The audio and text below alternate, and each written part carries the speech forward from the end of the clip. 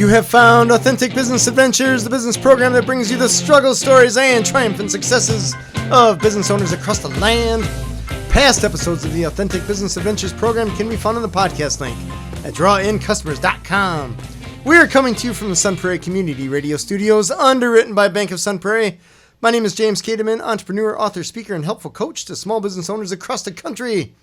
Today, we're welcoming / preparing to learn from Scott, the professional pilot. Scott, I brought in specifically to tell us about the financials, the business aspect of flight, because I'm so excited, because I love flying. There's only one thing that really gets an airplane to fly, and it's money. It's that seems real. Money and coffee. That's it. But money and coffee seems too real. So you've been a pilot for how long now? I started professionally flying in 2000. 2000, okay. So it's a solid 20 years of everything from flight instruction to charter pilot to airlines, corporate pilot again. Sure. So you've seen some stuff. Yeah, I've seen some stuff. All right. Sure. Ever crash? Sure. No. No? Okay. No, not planning on it either. No. All right. That's always the question I imagine people want to know. Like, have you crashed? But no. I've known people who have crashed. Because you always... Like, after you talk with someone about having their driver's license, eventually the conversation turns to, oh, I had this accident. Yeah. Sure had a fender bender here or there. Yeah. With just like, whatever, the airbags go off. Aviation doesn't really work that way. When you kind of think about, like, oh, I got my driver's license, that kind of sounds like, oh, I got my pilot's license. It sounds like, oh, they're probably about the same. Sure. You go in, you walk in, you make a left-hand turn, use your turn signal, check your rear view. Sure. Yeah. But it's not at like that at all. Aviation in itself is not inherently dangerous. All right. But to an even greater degree than the sea, it's totally unforgiving of any carelessness, incapacity, or neglect. All right. That makes sense. So it's kind of like every time you go out before you, and you're not even talking about heading out to the airplane and going to fly. Sure. If you're going to fly, you better be thinking about it a day before. And, and that's when your flight really begins. Oh. Your flight doesn't begin when you crank over the engine and it fires up. Your flight begins when you make a decision, I'm going to go flying. Okay. So it's at that point when you start to look into all the variables that you might meet on your flight. All right. Which can consist of anything from, obviously, the condition of the airplane. Sure. To your environment. Okay. You're talking weather and stuff like that? Well, the environment could be, did I show up somewhere and am I going to rent an airplane? Because you can do that. Sure. Am I in a mountainous area? Okay. Am I in a very, very cold environment? Mm-hmm. A very, very hot environment? Sure. And, of course, then mountainous, if I didn't say it. Do you want to take up an airplane in an environment, a mountainous environment, at night that you've never flown in before? Probably that would not. be a really, really poor decision. Bad idea. Yeah. So they don't have lighthouses on mountains. You don't want to be playing Braille with the granite or anything up there. No. So, moving on, you want to, of course, like you mentioned, take it, have a complete in-depth knowledge of all those things, including the weather. Sure. Knowing where you're gonna go. Okay. You always there's a saying, stay ahead of the airplane. Okay. And the opposite of that is the saying, you're hanging on to the tail. Most people probably heard I was hanging on to the tail that day. Sure. I don't know if it comes from aviation, but it fits perfectly. If you can get to wherever you're going in your head before you or the airplane gets there, and I say you, if you want to start planning what you're going to do a day before or whatever it is. I mean, of course, it's like, if I didn't think about going flying 24 hours in advance, it's not like you're not going to go. Sure. You just need to check all the boxes. Right. So if you get up and you end up taking off and you go, I forgot to check the weather over at my destination, you're behind the airplane. That's a big deal. That's a big deal. You need to, and of course, mistakes do happen. Sure. And we can all, as pilots and anybody's a professional, you can look at each event, whether it be managing a project or flying a intercontinental flight from one region of the country to the next, you can always look at every one of those events and look at it and be like, oh, I could have done this better. I shouldn't have made this decision. Okay. Or I made this mistake. Okay. And I think that they're of the true professionals out there in whatever industry that you're in, if you say like, oh, I completed that project or that flight, no mistakes. Right. No mistakes when it was a perfect flight. Okay. I think you're kind of full of it. Okay. There's always something. There's Sure. always something that you can look back and you can critique. Right. And you're always going to learn more. You can go layers down and find something Sure eventually. You can. Yeah, sure. Yeah. Yeah. Did any landing you can walk away from is a good one? Okay. Does that mean that flight was perfect? I don't know that not that's in what you any want way, to shape, say. or form. No. It's probably not what you want to say during the interview, right? That's Hey, I walk away from all my landings. Yes. So A couple other guys are still white-faced, but right, yeah, we're all good. Yeah. You don't want white knucklers on board. Sure. And if you do, that half of it's your fault. Right. If you know you're going to have a bumpy flight, you better start telling people. Sure. So. Sure. Interesting. So let's start with, you raised an interesting point about the checklist thing. I read a book called Checklist Manifesto. Okay. It's a great book, and he talks about both pilots and he's a doctor, so he's trying to essentially get doctors and surgeons to use checklists. Yeah. And they're like, no, we know everything. We're too cool for that. Sorry that I sewed you up and left a scalpel inside you. Right. So it was, oh my gosh, I can't even remember what other profession. I amputated the wrong arm. Yeah. That's when they start common. putting big X's and markers on. Yep. This one, not this one. That's so funny, right? Yeah. Because you know that somebody messed up. Sure. And somebody woke up from their surgery and looked down. Well, all rules are in place because somebody screwed that up. Yes. The once before, It's like, we better put this rule in. I mean, I remember you open the Federal Aviation Regulation book that's like 600 pages long. Yeah. You can pretty much go through all those, and you can probably find an incident that happened in the past. Crash. Yeah, I mean the most popular one is there's a speed limit for aircraft below 10,000 feet. Okay. It's 250 knots. Okay. Below 10,000, pretty much everybody's restricted to 250 or less in certain cases. But that came along, I think in the 50s, where a Lockheed Constellation, which is a 4-engine reciprocating engine passenger liner, crashed into a DC-8. Midair, killed everybody on board. It's one of the greatest loss of life aviation accidents. Wow. Yeah, it's up there. But anyway, the DC-8 was going 330 knots. Okay. And they were much lower than 10,000 feet. Okay. Before that, this had never happened. Sure. That closure speed is just so huge. Sure. Nobody has any idea that it's a speck in the sky, and then all of a sudden it's just when you're going that fast, it's just there. So, and then that's when they made the rule. Right. Below 10,000, 250. So even at that speed, do you have enough time to react? Are you outrunning the headlights kind of thing? Or they had to figure out practical versus realistic? I'm sure they did. I'm sure they got together and they analyzed the performance of a lot of airplanes and they figured that, if you get slower than 250 knots, you're on the backside of the power curve. Right. Which, it's creating more thrust to stay airborne per speed. So, but that's kind of how it all. So is that why most jets just go above that?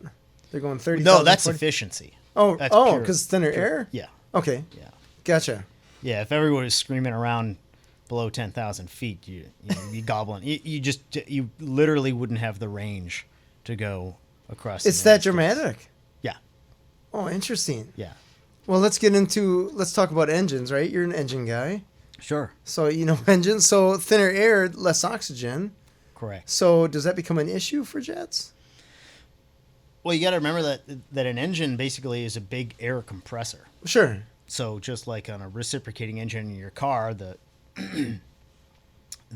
compression stroke of the engine crushes down essentially all that air, right? That fuel air mixture. Sure. An aircraft engine works on a much higher level. Spinning really fast. So yeah, the RPM, the internal RPM of those engines are spinning 800 to 1,000 RPM a second.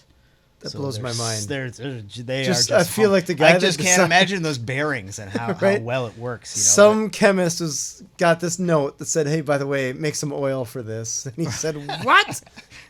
Yeah. What happened first, the chicken or the egg? Yeah, or make some metal that can develop withstand the oil first, or just the centrifugal forces, right? The metallurgy that goes along with that. That's insane. And the tolerances are just mind blowing. I'm just picturing a dry startup. You're like, oh, you just sucked away 10 years of life off that jet by starting it.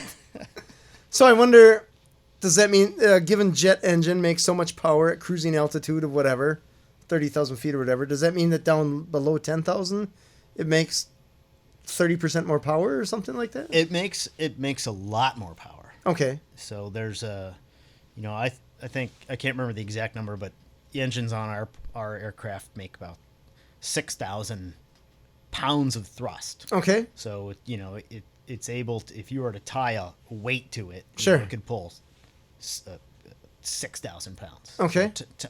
So times 2, 12,000 pounds. Sure. Twin engine. All right. Jet. Sure. So, at sea level, for standard temperature, and that engine is brand new, that's what it's rated for. It'll do that. So they're rated at sea level. It'll make that. Yeah, that's how they're rated. All right. Yeah. All right. So 30,000 feet. It's like 30,000 feet as you're climbing, your engine performance is dropping off. All right, because oxygen levels. Yeah, you have. Yeah, it's molecules in a specific volume. Sure. Thinner air. You still have to have the fuel air mixture the same.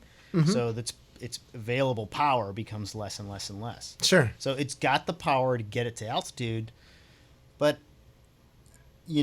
as you climb, that power is dwindling off. But since there's also the thinner air, it's easier to push a mass through that atmosphere. So it doesn't take as much power to reach the same speed. The kind of resistance is left. I mean, you can go on forever with the mathematics behind it. Well, I always wondered why, like they say, hey, we're cruising altitude of 36,000 feet or whatever. Yeah. Whatever it is, right? They all seem to be roughly in that range. So I imagine there's something above that. There's some reason why, and below that, there's I would consider obvious reasons why. People in paragliders down there, we don't want to hit them. Right. Stay away from the vultures. In the right. Birds aren't up here. We're cool. Well, a big thing is that there's a performance availability for a modern engine and a modern airframe. Sure. And with the modern engine and airframe combination, to be able to make this much revenue per seat mile, this is about what we're going to get. All right. Can jets go higher? Yeah. The SR-71, the U-2 spy plane, they would get up to but they're built to go crazy high. They're built for that specific, unique environment and performance. I mean, the engineering is totally different.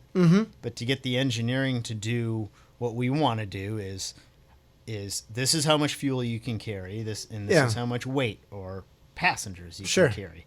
And this is about the performance that we can give you. And that window is usually between like 32 and 36, 38,000 feet. Okay. Standard altitude for an airliner. Sure. Okay. And in that region, they can perform in a certain way to complete the mission. Sure. Makes sense. Yeah. So one thing that I seem to see when I look at maps, or you're in your airplane and you're looking at the little GPS thing that sometimes they have on the screen. Yeah. It seems to be like the pilots are not always taking a straight shot. Like there's some highways in the sky kind of thing. That's right. Okay. That's right. Are there? Is that a thing? Yes. Okay. There's the national airspace has a more or less a grid. Not a grid structure, but an airway structure. Okay. So, when commercial aviation really started, there began to be these specific routes. These routes were based off of cities and routing through the mountains, following light beacons where they'd actually have a white rotating beacon on a tower that's just slowly turning around. Sure. And there would be, you remember the scene, okay, for everybody out there, remember the scene from Lord of the Rings, the movie where they have the beacons of, they light the big fire on the mountain, and then the guy at the next mountain peak sees it. Yep. You know, that's essentially what they're doing. All right. So when they're flying these old mail routes long ago, they'd be just flying from one place to one, because that's all they had. So the structure is beginning. So, all right. GPS wasn't a thing back then. No, GPS is so far away. Right. And then they began with radio beacons, and the radio beacons, you're homing in on this beacon with a little antiquated needle in your cockpit. And this structure begins to build throughout the United States and throughout the world. Now, a lot of these structures are still out there, still being used today, although these original points, these light beacons, are now replaced with a GPS waypoint. Gotcha. A latitude and longitude that's represented by a GPS waypoint. Okay. And so when you get a flight plan from one coast to the other coast, essentially what you're doing is you're navigating via these GPS waypoints. Gotcha. And a lot of these routes will have a name. It's like a coded name, J for jet, J123 or something like that. So a lot of these airliners are flying this route, and they can be shifted and moved depending on weather, traffic. Sure. As we're moving ahead into the future, it's becoming more and more prevalent that we may see something called free flight, where every airplane just takes off from their location, and the computers that are able to crunch all the airplanes that are in flight at the same time are able to change the aircraft speed and heading ever so slightly as you're moving across the country for everybody to avoid each other. So just like in Star Wars, right? We got to do a light speed computer. Right, yeah. We don't want to let it make its calculations. Right. Not going light speed, but the thing. Yeah, right. And hopefully it doesn't take 10 minutes to do it after you're airborne. No, this is all calculated pre-departure. Come on! Hit it on the side. So I imagine with there's air currents, wind currents, and stuff like that in certain levels of the atmosphere, right? So do pilots jump on some of those to kind of give them a boost? Oh, absolutely. A good friend of mine is a senior dispatcher for a major U.S. carrier. And, we're chatting all the time. So I get kind of the idea of how their dispatch, the dispatch community will want to route airplanes. And when you get a real strong jet stream, you want to ride that river. Sure. You want to avoid that river. It's free power. Yeah, that's right. Right. I mean, if you can cut 30 minutes or everybody's an happy. Hour sometimes. Yeah. You're it's all about efficiency. Okay. Bottom line is all about efficiency. Nice. So let's talk about efficiency of just the smaller planes, right? There's not a time that I stand in a TSA line when I can't think it would be so cool to own my own plane. Right? Because nobody there looks happy to be there. No. There's not a lot of TSA at your private general aviation terminal. No, and it's it just seems like that's just an unhappy place, right? Just the energy there is just no good, right? No. So think, you just got to own your own plane. So can you talk to me about the logistics, the costs? What do we got to think about? Just ballpark? The biggest thing is the freedom for you to go where you want to go and when you want to go. Sure. And without having that restriction. I want to... Clearly, though, if you're not a multi-millionaire or billionaire to own an airplane that has the performance of an airliner, it's that cost prohibitive. It's cost prohibitive, yes. So let's talk about let's just start with a little Cessna and just work our way up. Sure. Okay, little Cessna. I'm going to Cessna rent. Piper Cub or something Sure. like that. I'm going to rent out this plane that's 40 years old or whatever. Yeah. So 40 years old. Boy, that thing's brand new. So tell me a story, because I got a lot of friends that either own or rent planes. Yeah. And it's not a 2020 whatever. It'll be like a 1968 whatever. Right, and sure. it looks, I don't know, to me it just looks like an airplane. It looks new. Yeah. Yeah, it doesn't look like, it's not like you're looking at a 59 Cadillac where you're like, oh, how vintage. You're just like, oh, that's a plane. Right. Well, So okay, so an airplane has to go through what's called an annual inspection. okay. The annual inspection is a aviation mechanic that will have the responsibility of signing your airplane off Okay. annually. All right. And his signature means that this aircraft is airworthy. Okay. So that's pretty much from nose to tail, that everything there is capable of safe and reliable flight. Okay. Everything works, engine spins. Everything works. Sure. Everything works, and not only does everything work, but you can look at a lot of cars out there on the road and be like, "Oh my God, look at that thing! That thing works. It's running, but it looks awful." Dude, I look at tires on some cars in the parking lot and I think, how do you go? Airplanes don't work that way. Okay. We can't do that. Can't plug your tires. So no. Needs brakes. I'll get to them later. No, there's no Next duct paycheck. tape and baling wire on these things. So everything has to operate, and basically it's original equipment manufacturing capacity. Okay. So anything that is worn out or broken is replaced. Okay. So when you're getting in an airplane that might be like in 1972 Cessna 185 or something like that, Yeah. you're essentially getting in an airworthy airplane. Okay. Now, how Moving forward on that, especially specific on the engine. Sure. A lot of aircraft engines will have what's called the TBO, time before overhaul. Okay. So you have a specific amount of time on that engine. When that exceeds that time, the engine has to be completely torn down. Wow. And some, if not completely replaced. Okay.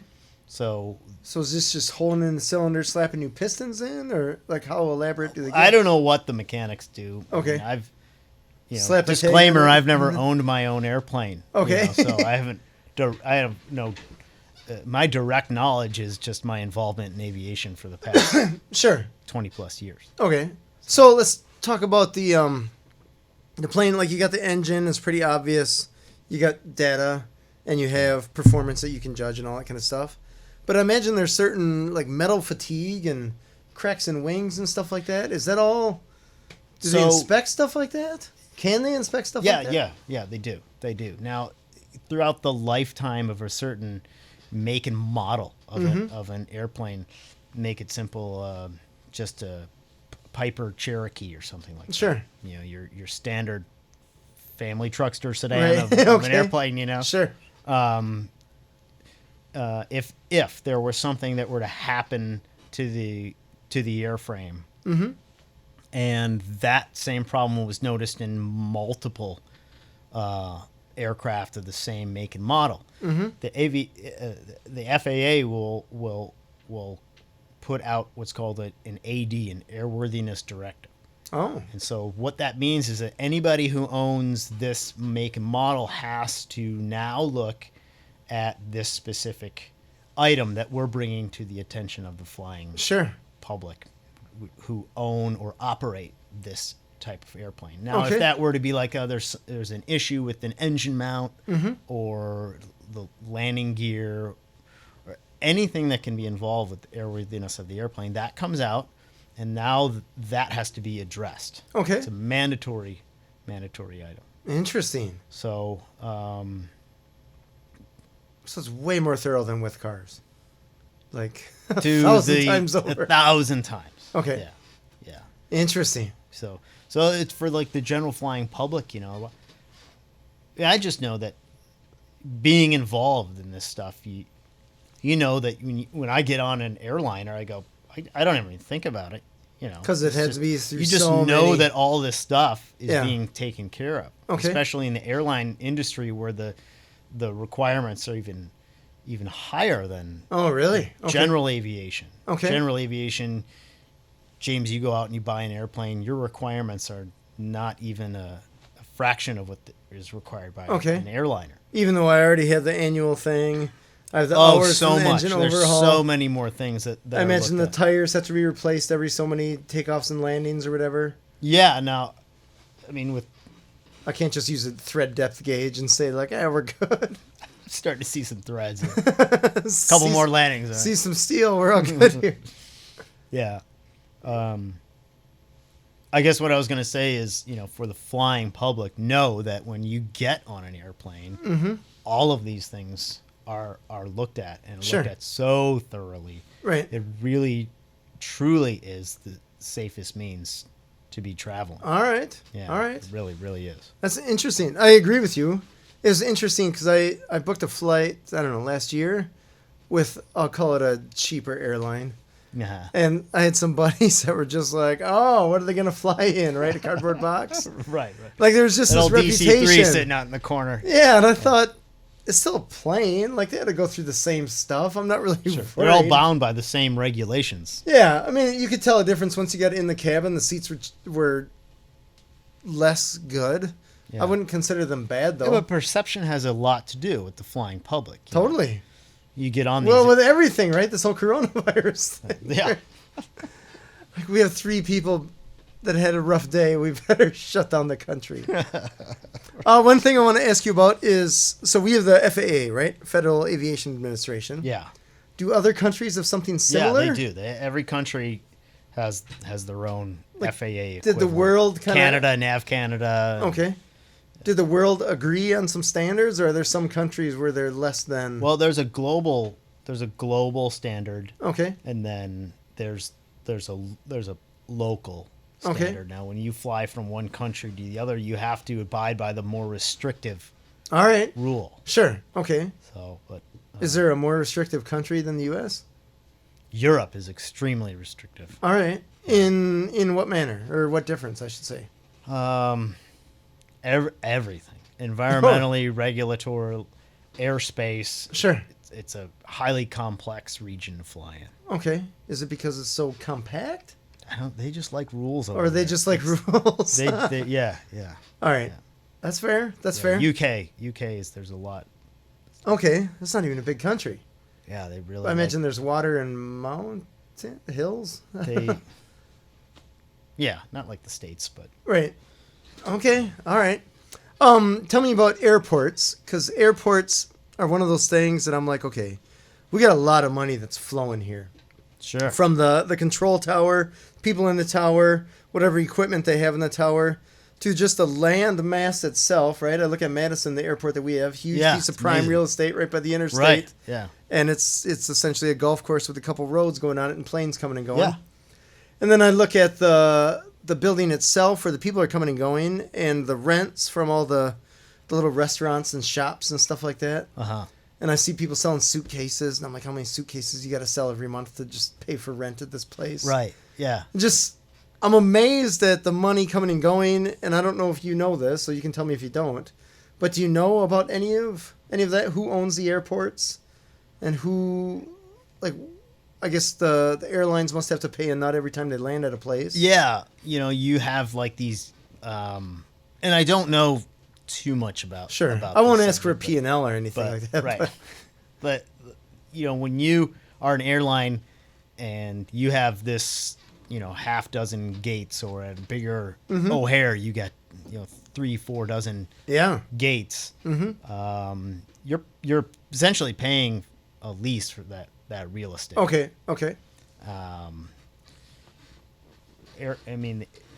Airport ownership, it's public airport, private airport. Sure. It's all about where they're getting their funds. So let's just take O'Hare. Is that public?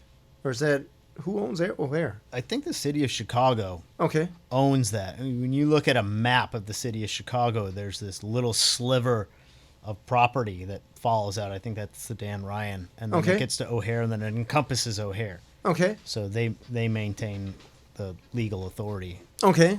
Over the and airport. Is that because it's more or less a public service, or do they use that as a moneymaker? I'm not sure. Okay. Like, is it like snow plowing, or like, okay, it's necessary, but nobody else will do it, so we got to take care of it? Or is it like, holy cow, people are spending money left and right here. Yeah, I don't know. We can cut some taxes if we just make some bank off this airport. Yeah. I mean, I don't know. I mean, I'm sure the revenue stream is... Sure. I don't know. I don't know how that... Fair. I don't know Totally how fair. that works, yeah. But you can have your own airport. I mean, you can... So I see, like, You can fields, right? Yeah. I see fields, even, there's tons of them around here. Right. That they're clearly an airport of some kind. Uh-huh. So what does it take to start your own airport? Just a big mower. Okay. So if I just buy this field and I got my, I don't know, 100 acres or whatever it takes to have a strip, Yeah. can I just have my plane and somebody's planes take off and land there without issue? Yeah. It's your private property. So there's no license I got to pay to the FAA? No, I don't think so. And I know that you can, like on an official aviation map, like most maps are electronic now, but think of it, it's just a piece of paper, and you look down and you build your own quote unquote airport landing strip, and you have a hangar there or anything. You don't have to do anything. You can take off and land there as a licensed pilot, landing on private property, if you're going to do it in a safe and appropriate manner within the regulations. Sure.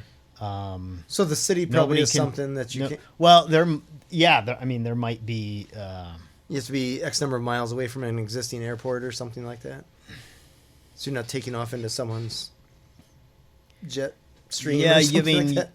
Yeah, well, just first of all, there might be like ordinances. Okay. If you had just happened to have all this land in in a highly urban environment, and you knock all the structures down and you build a little airport there, you might run into legality issues. Sure. But I mean, for like simplicity, it's like you got property out in the country and you mow a strip in there. Yeah. It's your right to take off and land all day long. So there's no approval. FAA doesn't come out and say you have too many bumps or anything like that? Huh. No. That's Because kinda cool. as a private pilot, and when you operate under the regulations that encompass those rules, which they call 91. Okay. So under 91, you can operate your airplane on your own, and you're the sole responsibility for the operation of that airplane. Okay. If you start breaking rules, then you're going to get in trouble. But there's nothing that's going to tell you what you can and can't do, so to speak. I think I'm getting a little sideways there. But, Sure. But essentially, no. There's nothing to. Even if you have a friend that just happens to have a big yard. Yeah. A big yard that could, appropriately support a specific, little airplane, a Piper Cub. Right. There's as long as you get permission from that landowner. Yeah. There's no reason you can't come in and land on that property. Huh. Well, that's when pretty you're cool. when you're in a landing or taking off phase of flight, the limitations on how far you can be from a person or structure go away. Oh. Normally, you have in a rule setting, you have to stay 500 feet away from any person or structure. Okay. In an urban environment, that changes to 1,000 feet. Oh, wow. Yeah. It goes up. Yeah, it goes up. Obviously, because they want to keep you out and away from... Sure. Well, 1,000 feet's a long distance. Not really. I mean, not 1,000... I suppose if your airplane's going 200 miles an hour, it's not. But 250 miles an hour. 250 miles an hour. 250 miles an hour at 1,000 feet over an urban setting. Sure. You're going to get phone calls. Okay, gotcha. No question about it. All right. But in a rural setting, if you've got a buddy with a big open field, and he says, "Sure, you can land your airplane here anytime." Plop down you go. All right. Yeah. So Awesome. then let's talk about... That's great. I just love it. That is cool. Yeah. So let's let's consider the two factors here. You own your airplane. You're going to plop it on your buddy's land. You pop it on your buddy's land and you weren't paying attention and you hit that hour mark or the usage mark of your engine. Yeah. Does that mean you got to pay for some airline mechanic to come to your buddy's field to swap engines? Well, I mean, if you're not paying attention, I don't know, to those numbers, I think you got other problems. Okay. All right. But there are specifics for regulations when something like that happens. What are called a ferry permit. Okay. So that exact thing. Let's say that exact same thing happens. Sure. Your airplane's within all its limitations. You got a brand new airplane. Sure. Essentially, and you plop it down and you land and you tie the airplane down safely, and everything is exactly how you should be operating the airplane in a safe manner. Well, someone comes ripping around the corner in an ATV and doesn't see it and bumps into your airplane and damages it. All right. In a way. Now, you're out in the middle of nowhere, out in the bush somewhere. Sure. You don't have the tools, equipment, knowledge to fix that airplane. Right. So what does the FAA do in this situation? Well, that stuff happens all the time. I bet. All the time. It's crazy ATV drivers. Those, or you got a rogue moose or a deer that comes ripping around and just bumps into it or something. Mm-hmm. Whatever. So you have to have a mechanism to be able to move an airplane from one place to the other, even though it's damaged. Gotcha. Okay. Now, you have two things. The first thing is called a minimum equipment list. Okay. So your minimum equipment list comes basically from the factory, and it says here's a list of everything that is on your airplane. Okay. From the altimeter to the tack indicator, to the trim tabs, to the lights. Okay. Anything that's on the airplane is going to be on this list. Okay. And next to each one of these items, it's going to say if that item is required for flight. All right. Yes or no, or if it is, what kind of is or isn't, what kind of limitations are you going to have? Obviously, a good example would be like, let's say you had a weather radar on your airplane that came with the airplane. Sure. So as you're flying along, you look at your weather radar and you can see, there's a storm up ahead. Mm-hmm. If that broke, could you fly the airplane? Well, it would be silly if they said, no, you can't fly it without that. Sure. Okay. Okay. They say, yeah, you can fly it, but you can't fly it at night. Okay. And you can't fly it in known thunderstorms. Sure. Or in the vicinity of known thunderstorms. Okay. So it's like, oh, great. This allows me now to operate the airplane with stuff that's broken. Sure. On the airplane. Okay. Your landing light doesn't work or something like that. Yeah. Or your navigation lights, the red light and the green light on the other side. You can fly your airplane in the daytime, but just not at night. Okay. Those kind of things. Sure. So basically what they're trying to do is keep you safe and other people safe. Because we're all living below you. Because like we said earlier in the program, it's like these are all rules that came about because someone screwed up earlier. Right. So, and the second thing is, it's like, so let's say, that rogue moose comes around the corner and puts a serious dent in the side, or puts a hole in the side of your airplane. All right. Okay. Is that quote unquote hole going to be on this minimum equipment list? Sure. No, it's not. They can't say on this list of all the components that come from there. Oh yeah, if you get a hole, you can or can't do this. Okay. So you have to apply to the FAA to get what's called a ferry permit. Okay. And they're going to say like, okay, under these conditions with a hole, and I'm sure you have to document where the size of the hole, where it is, verify with the mechanic or someone who's familiar with the airframe that has those responsibilities. Sure. That they can approve. Be like, yeah, I can approve that. All right. I'll approve that. And I know that in that location, it won't drastically affect the airworthiness of the airplane. Okay. So then the FAA emails you a certificate, and you print it and you sign it, you carry it with you.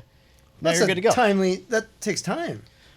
Everything takes time with the FAA and the government. I mean, we all know that. I had a buddy that was in the Navy, and he worked at an airfield or something like that. And his big saying was, if you have the time, fly.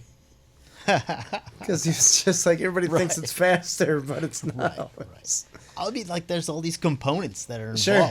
And it's only, you got to equate the time it takes to, this is the level of safety that we're at. Right. You know, it's pretty high. That's good. That's why this country is the safest country in the world to travel in. Is it really? You know, yeah. Okay. Even safer than, I don't know, Japan or? Oh, yeah. Okay. You're like, really? Oh, yeah. How come? It's because Is it rules, or we have more space, or airports are easier to get in and out of? I think the United States is at the forefront of aviation safety. Really? Yeah. All right. Mm-hmm. I don't know why I would think otherwise, but like, we invented the airplane. What's up? I know. But recognize. Yeah, it was interesting. I went to the Orville and Wilbur Wright thing in North Carolina. Uh-huh. It was pretty cool. Yeah. It was surreal because you realize the distance that they went for the first few flights. Yeah, shorter than like a wingspan of a 747. Right. But on the other hand, you're thinking, these guys are pretty sharp. And from a business aspect, they had their bicycle repair shop that their employees were just running while they're in Ohio while they're crossing the country on horse and buggy. Yeah. In this mosquito-infested, windy place. Oh, it's such a cool story. It is a super cool story. Yeah. Yeah. So, if they were alive, I totally want them on their show, but they're not. So, you're second best. So it's all good. Right. I wouldn't go that far. So we got the Cessna, the Pipers, the little entry-level thing. Let's move up a step to getting into jets. Tell me about the financial aspects of owning a jet and what you have to deal with. I imagine it gets more expensive because it's faster. Yeah, sure. Bigger. I mean, anything with an airplane. Okay. The parts and operational costs are just astronomical. I mean, okay. It's just it's just really expensive. I get the impression it's like a pool, right? It's not the purchase of the pool; it's the maintenance and ongoing exactly repairs right. and stuff that eat you. Buying the airplane is the easy part. Care and feeding. Care and feeding is what's really expensive. You got this puppy. Yeah. Okay. Yeah. All right. Gotcha. I mean, yeah. Stuff is just so expensive. Parts are so extremely limited and low production. Sure. It costs so much to manufacture these parts under such a high level of manufacturing and engineering. Everything costs so much more. Every part has to be approved. You can't just like make up a part in your garage and start selling it on the internet to any Learjet parts company or something. I'm making these grommets for the 747. Doesn't work that way. They all have to be tested for all sorts of specifics and the application of the part. Sure. So any part that's sold for the aviation industry has to be approved under a specific, what do they call it? It's PMA. I can't remember what the, I'd have to look it up. Sure. But basically, that's what it says. So are there, like, given that, are there any aftermarket parts suppliers that go through all that testing with the parts? Yeah. Okay. So yeah, it's there are a lot. Yeah. Not just the manufacturers only making parts for these planes. Yeah. You know, usually what you see a lot of is, so you got your 1973 Piper or whatever, or Cessna or whatever, and it's got a landing light. Mm-hmm. And this is a huge, filament in this bulb that looks like, something that it looks like the little curly Q on your clothespin or something like that. It's this monster. Oh, the filament. Sure. Yeah, the filament's a monster, and it's just sucking so much power for the airplane. Someone goes, hey, LEDs are a great thing right now. Why don't we have a LED light for this? And basically they're replacing, these components onboard airplanes that just increase the efficiency. Like I said before, the efficiency. All right. Is like the most. So, but they're not necessarily replacing or coming up with aftermarket landing gear or something like that. No, not really. I mean, you might see a better, different rubber tire compound or something like that. But, nobody's going to really make anything unless they can mass produce it, and it'd be embraced by the flying community at a real high level. Sure. Okay. Because it costs a lot of money to get these parts approved. Sure. and there's a lot of competition out there too. Oh, well, I suppose if you're just selling LED light bulb, you got Yeah. Everybody's jumping on that train. Right, yeah. I got an LED light bulb, so I'm just looking at LEDs for my Jeep, and holy cow, it's $50 million. I know, it's crazy. It's like bulbs, like $12. Yeah. You're killing me. How many people can actually be making money out of this? All right. So I know we talked about the airplanes, we talked about the maintenance and all that jazz. I want to talk about storage. Yeah. Because like at the airport itself, you get your hangar or whatever. Right. And you could have your buy buddy a hangar, pull rent shed. a hangar or something like that. Yeah. Sure. So at these airports, I mean, let's just take a local Madison airport. There's hangars there. Not many, but a few. Right. But you see some in like the smaller, the Wanakee airports and stuff like that. Yeah, sure. Or Sauk City, right, where it's just a bunch of pole sheds. Yeah, yeah. Is that everyday guy affordable, or is that like you got to be a multimillionaire? No, I think you can do it. I mean, a lot of people, save their money. Sure. And they get it. I feel like having an airplane is not a way to save your money. Yeah. Well, the good thing about airplanes is like usually an airplane can hold its value pretty well. That I've seen. Okay, that's fair. That's fair. And a lot of these airplanes, they go up in value. Mm-hmm. There's a lot of airplanes that just continually go. Greatest, best example is vintage Warbird. Oh, sure. A P-51 Mustang. I mean, I don't know what they manufactured that thing for back in the 40s. Right. But it's increased 10,000%. Sure. I mean, it's an unbelievable. I mean, they're like a P-51 these days is $5 million plus. Holy God. It's just well, they're just stamping only if them my out. grandfather had known. Yeah, right. Filled a warehouse with those things. That's crazy. But that's pretty cool airplane. But again, a little Piper Cub. Any Piper Cub that's for sale today that's in decent flying condition, Piper Cub to the Super Cub, Super Cub being the most high performance level of that make and model, is going to go for anywhere between like $20,000 and $200,000. Oh, that's a big range.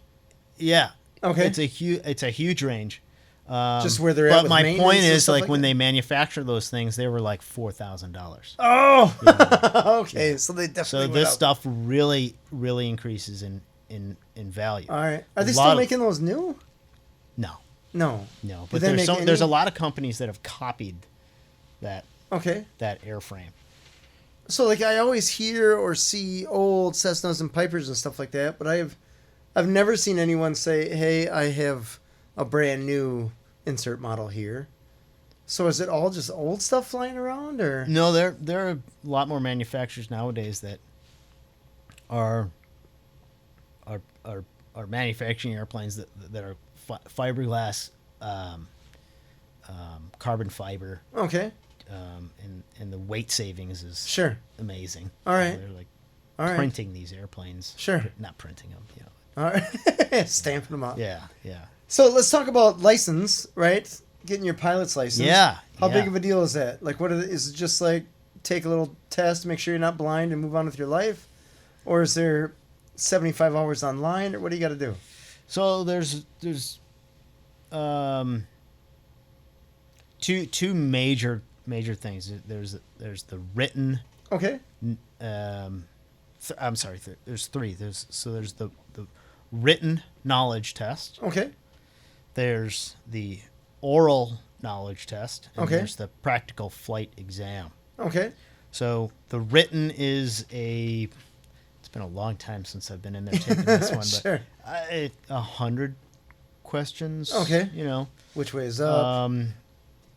Yeah. What makes an airplane fly? Lift, weight, thrust, and drag. Sure. It's a basic private pilot level of knowledge. Okay. That you need to get 70% or better. 70%. 70%. You got to get that was when I don't know if that's changed. Okay. Like I said, it's been a while, but all right. There's three major components. Based on some of the people I've interviewed, I'd guess it's 50%. That's me looking for employees. Right, flip the coin. Right. No, we hope in the aviation community it's a little higher. I hope so. Yeah. So, but really, your flight instructor isn't going to let you go take these tests. Right. test if he thinks you're on the fence. Okay. You know. All right. So it's not like driver's ed where they just like, I don't want to have you in this car again. Just give you a license. Right. You'll crash on your own. Yeah. So. Yeah. You're driving with the Braille method out there. Sure. The written, the oral exam. The oral exam where you sit down with the FAA examiner. Okay. This guy's designated by the FAA. Okay. To conduct flight tests. All right. So he asks you a bunch of questions. You know, tell me how you do this. Tell me how you navigate. Oh. Tell me about, you know, the construction of the pedostatic system on board the airplane. How the altimeter, airspeed indicator, all this stuff. How does it all work? All right. You know, and now it's more of like a conversation. Okay. You know, and he's examining you to see what your depth of knowledge is. All right. And if it's thumbs up and you head out to the airplane and the FAA examiner will ask certain things of you, like, okay, this is what I'm looking to see. Sure. I'm looking to see these maneuvers. All right. Within, you know, these tolerances. Mm-hmm. You go up and you fly and you prove your case. You prove that you can operate the airplane in a safe manner. All right. That makes sense. Biggest thing is if anybody's out there thinking about doing something like this, go out and take a demo ride with an instructor out at your local airport. Get a feel for it.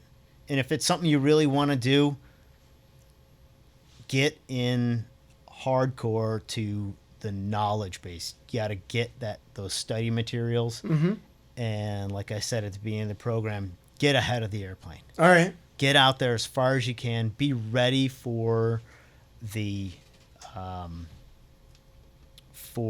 lesson that you're going to take. Sure. Before you get there. All this right. isn't something you just want to show up and start.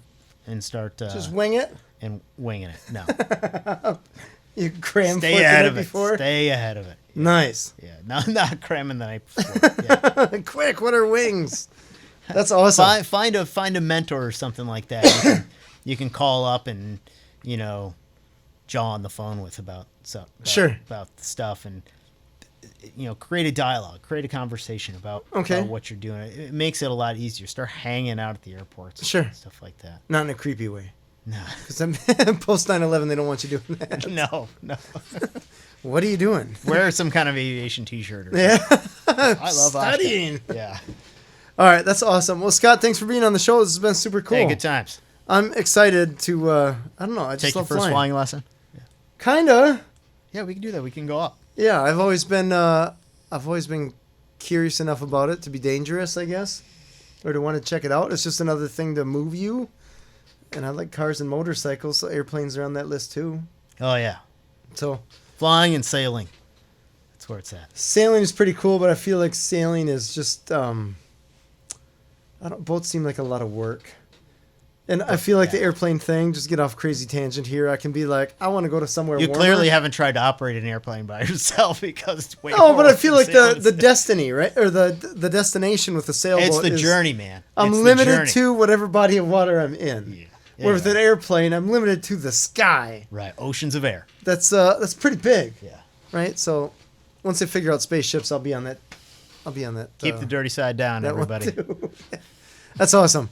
This has been Authentic Business Adventures, a business program that brings you the struggle stories and triumphant successes of business owners across the land.